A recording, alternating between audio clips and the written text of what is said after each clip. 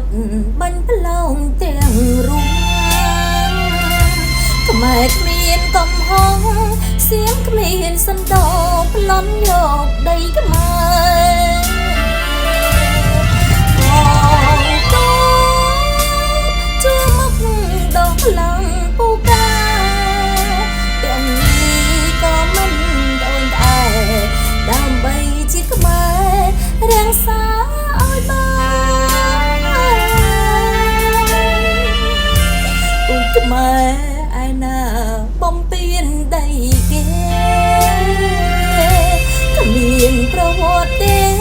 សូមលោកទាំងមូលជួយពិចារណាគ្មានទេបំពេញដីសៀមនោះណាគេចោទឲ្យខ្មែរទុកថាបំផ្លាញសាវតាខ្មែរល្អផូរផង់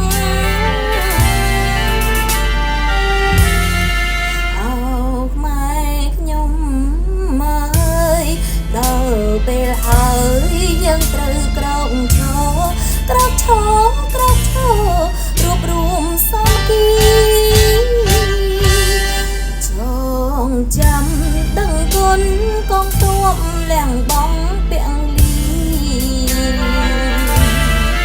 តាពីដីខ្មែរពីពីពួកវីដែលសៀមបំពេញយុញីបំផ្លាញតិចទីតែនៅខំបដៃខ្មែរកូនខ្មែរឈឺចាប់ឈឺហួងនឹងថ្លៃបំពុលបាញ់ផ្សែងយន្តហងបំផ្លែងបំទុំសងគ្រាមតរងគៀលស្លាប់ក្នុងក្លុកឈាមសន្តិកក្របឡងគំរាមរងទុំដោយសៀមបំពេញដីខ្មែរអោដៃអើយដៃដៃគ្មានវាសនាអោជុំគ្រួសារពេលលីស្នេហាព្រោះសឹកសង្គ្រាម